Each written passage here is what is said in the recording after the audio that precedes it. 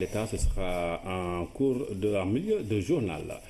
L'archevêque de Dakar est allé ce matin à la rencontre des fidèles de l'unité 6 des Parcelles Assainies. Monseigneur Benjamin Ndiaye a communié à la chapelle des martyrs du Laos. Dans son message, il est revenu sur la dimension paix et famille du Noël. Il est au micro de François Seck. Celui qui fait le lien entre l'homme et Dieu, entre la terre et le ciel. Et c'est cela cela lui vient de sa double qualification de vrai homme et de vrai Dieu. Telle est donc la bonne nouvelle de la fête de Noël. Une nouvelle à célébrer, une nouvelle à diffuser, parce qu'elle témoigne de l'amour de Dieu pour nous. Comme ils sont beaux, les pas de ceux qui portent la bonne nouvelle, qui annoncent le salut et la paix. Ces paroles du livre d'Isaïe nous chargent d'une mission, d'être des diffuseurs de l'évangile de Noël. L'évangile de Noël, c'est l'évangile de la vie, c'est l'évangile de la joie, c'est aussi l'évangile de la famille qui célèbre une naissance. Alors avec Marie et Joseph, adorons le mystère de Dieu fait chair. Que notre prière soit une action de grâce pour tous les bienfaits reçus de Dieu, pour le don de la vie, pour l'amour donné et reçu, pour les joies et les moments de communion humaine et spirituelle, pour les papas et mamans qui se dévouent pour leurs enfants, pour tous les efforts entrepris pour bâtir une société fraternelle et de réconciliation. Mais que notre prière aussi avec Marie et Joseph se fasse intercession pour tous ceux qui sont frappés de mal vivre, qui sont désespérés, pour les malades, les victimes des accidents ou des violences aveugles. Prière aussi pour les isolés et tous les blessés de la vie. Que le Noël de l'an de grâce 2016 leur apporte réconfort et paix de la part du Prince de la paix. Monseigneur Benjamin Ndiaye, archevêque de Dakar, aux Parcelles Assainies, pour la fête de Noël. Noël qui a été fêtée un peu partout à travers le monde. Au Saint-Siège, le pape François a plaidé pour le retour de la paix dans les foyers de tension. Le patron de l'Église catholique a particulièrement insisté sur le drame du peuple palestinien. Je vous propose de l'écouter. Une population qui se trouve encore dans une situation désespérée. Il est temps que les armes se taisent définitivement et que la communauté internationale s'emploie activement pour qu'on arrive à une solution négociée et que se rétablisse une coexistence pacifique et civile dans le pays. Paix aux femmes et aux hommes de la terre bien-aimée, de la terre sainte bien-aimée, choisie et préférée de Dieu. Qu'Israéliens et Palestiniens aient le courage et la détermination d'écrire une nouvelle page de l'histoire, où la haine et la vengeance cèdent la place à la volonté de construire ensemble un avenir de compréhension réciproque et d'harmonie.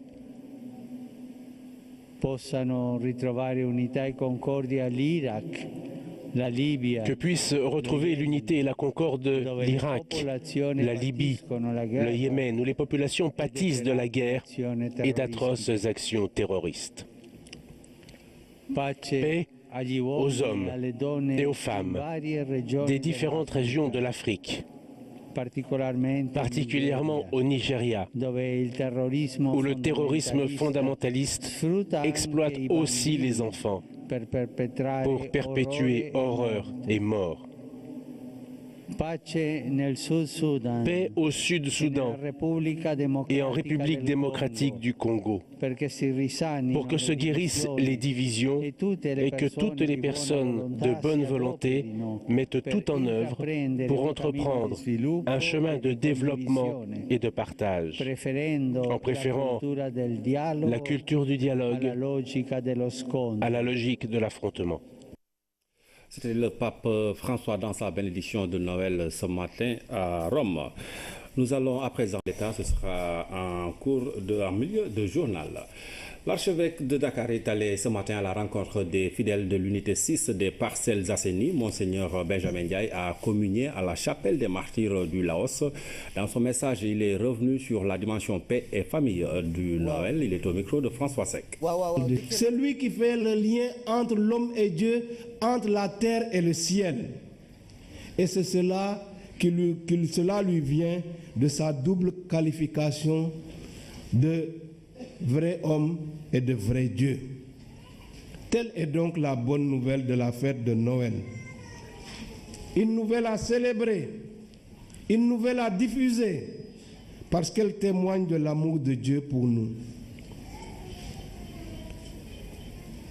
Comme ils sont beaux, les pas de ceux qui portent la bonne nouvelle, qui annoncent le salut et la paix.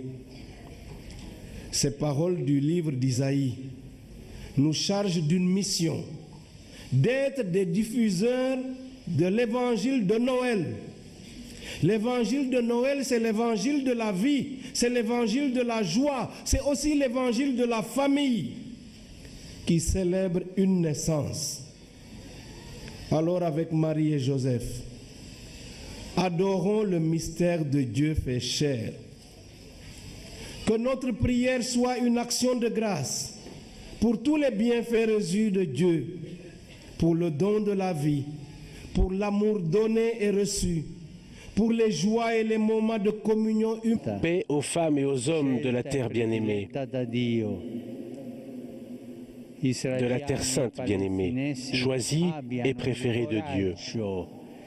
Qu'Israéliens et Palestiniens aient le courage et la détermination d'écrire une nouvelle page de l'histoire, où la haine et la vengeance cèdent la place à la volonté de construire ensemble un avenir de compréhension réciproque et d'harmonie.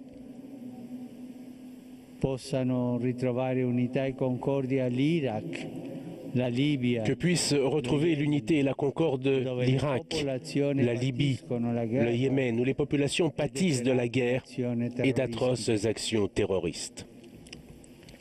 Paix aux hommes et aux femmes. Humaine et spirituelle, pour les papas et mamans qui se dévouent pour leurs enfants, pour tous les efforts entrepris pour bâtir une société fraternelle et de réconciliation.